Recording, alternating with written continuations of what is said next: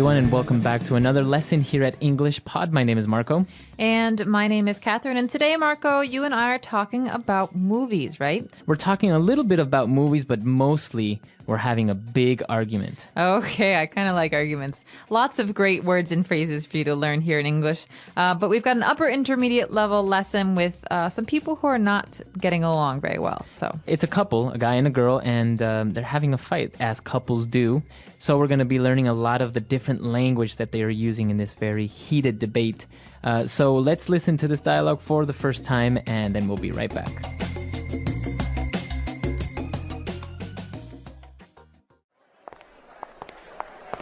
Wow, that terrible movie is finally over. Next time I'm picking the film because I don't want to end up seeing a chick flick. well, you should have picked. In the end, you always complain about everything. Not everything, just this film. Even the title is ridiculous, and it's so long. Those were the 2.5 most wasted hours of my life.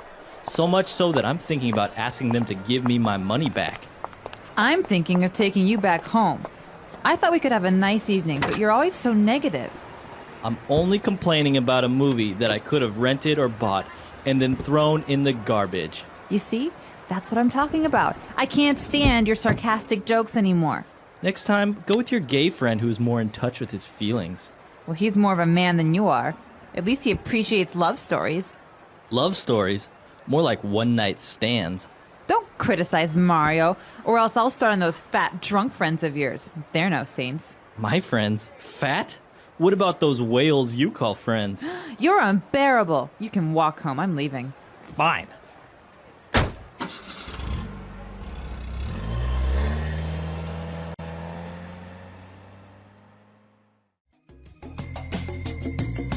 I think the guy was exaggerating a little bit. What do you think? I think they were both exaggerating. You know, by the end of an argument, both people are saying things that maybe they don't mean. I think we'll talk a little bit more about this towards the end of the show, but now why don't we take a look at language takeaway?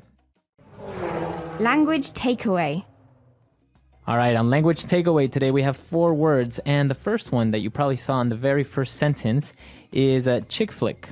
Chick flick. So first of all, the word chick means a woman. It's slang, and it's not very nice. It's not very nice. No. Well, I mean, between guys, you would use it as like, oh, this chick or that chick, but you wouldn't really walk up to a girl and call her a chick, right? No, you wouldn't say, hey, chick, what's up?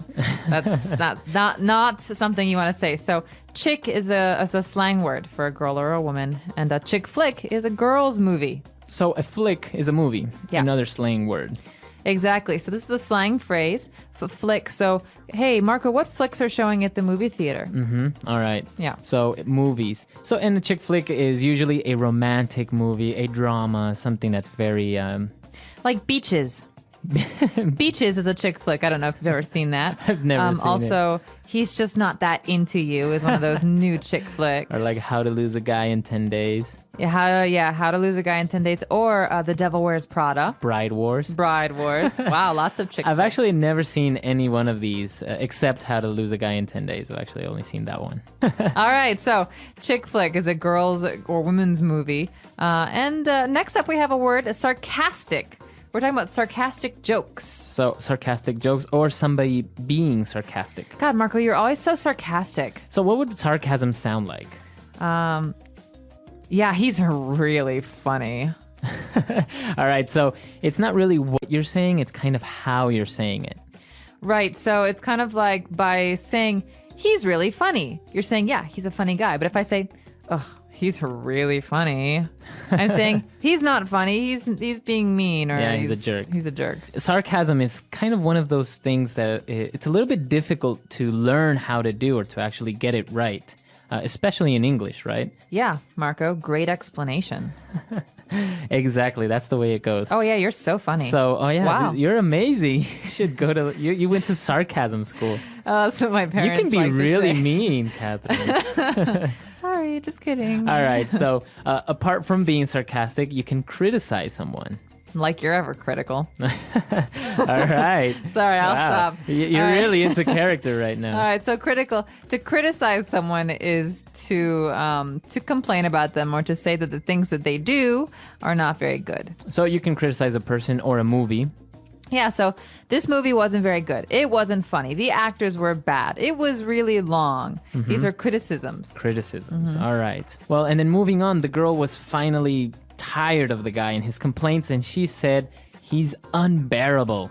Gosh, you're unbearable. So the root of this word is to be able to to stand something, to bear it. And so if you're unbearable, something is unbearable, you just can't stand it. All right, so you're tired of it, you can't stand it. She thinks he's so unbearable, she makes him get out of the car. And she leaves. Yeah, she says, you can walk home. All right, so that's an unbearable person, right? Okay, so we took a look at those 4 main words here in our dialogue. Let's move on now to some of the phrases that we found in Fluency Builder. Fluency Builder. This first one's a common one, especially when we talk about women and men and the relationship between women and men. We say about men that maybe they should be more in touch with their feelings or their feminine side. Yeah. Okay, so if you're saying to be more in touch with your feminine side, what exactly are you saying? It's a good question. Well, what you're saying is that you want to be able to express your feelings more, or you want to be able to understand more about your feminine side or something like this. So to be in touch with is more about yourself. It's about self-reflection and self-understanding. So you could say, I'm a very serious person, but I want to make some changes in my life. So I'm trying to be more in touch with my inner child. Your inner child. All right, so to be in touch with, and it's usually related to feelings, to something intangible, or right? to behavior. Yeah. To behavior. All right. Moving on now, a heated phrase, a one-night stand. Oh, I'll let you explain this one, Marco. All right, so a one-night stand is a casual and very quick temporal encounter that's usually a sexual encounter. It's romantic, right? So Romantic. it can be between 2 different people. They meet each other one night. They have a relationship for one night only, and then they never see each other again. So it's casual. It's casual, very good. So yeah, you would see this. You see this a lot in shows like Sex in the City and all Yeah, that they have stuff. a lot of one-night stands in that show. All right, so a one-night stand. And, well, related to this, the girl was criticizing his friends, and she said they're no saints. Okay, so you could say this in many different ways. He's no saint. She's no saint. Or I'm no saint. You're no saint. So a saint is a good person. It's a word that we use in religion to say someone who's like Mother Teresa, or someone who's just really good and kind and Doesn't commit any sins. Exactly. And so to say I'm no saint is to say, well, I do bad things, or I say bad things. I'm not perfect. Okay. So he or they're no saints. They do bad stuff too. Yeah, very good. So that's the way that you would use he's no saint, they're no saints. All right, so I think now we should listen to our dialogue for the last time, and we'll be right back.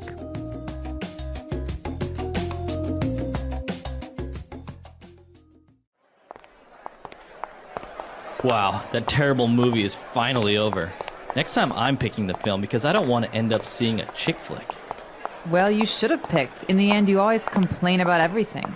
Not everything, just this film. Even the title is ridiculous, and it's so long. Those were the 2.5 most wasted hours of my life. So much so that I'm thinking about asking them to give me my money back.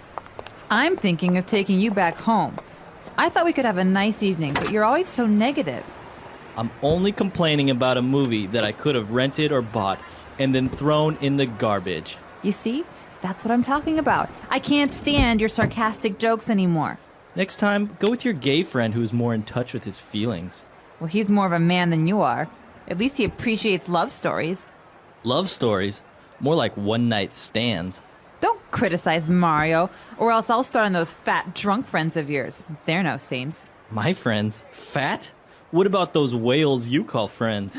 You're unbearable. You can walk home. I'm leaving. Fine.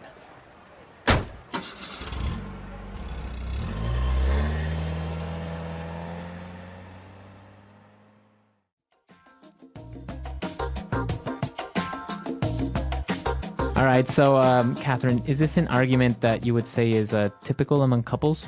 Or maybe people that are probably about to break up, right? Yeah, not couples that are happy, I would say. But yeah, you definitely have people who are, well, I guess it's kind of the battle of the sexes, right? You have people who are different genders, and so they don't always understand each other. You know, you want to have your girlfriends as a girl, and your girlfriends behave and talk in a certain way together, and guys do the same thing, but with their friends. And so sometimes you have these clashes, these interactions that are negative. And, you know, when people are upset with each other, they say mean things. And especially, I think in this case, they don't really like each other's friends. Exactly. And that's a kind of a common thing. Like a guy doesn't like his girlfriend's friends because maybe they gossip too much or something like that. And the same thing with the girls, right? Because a guy's friends maybe drink too much, play too many card games. they're single.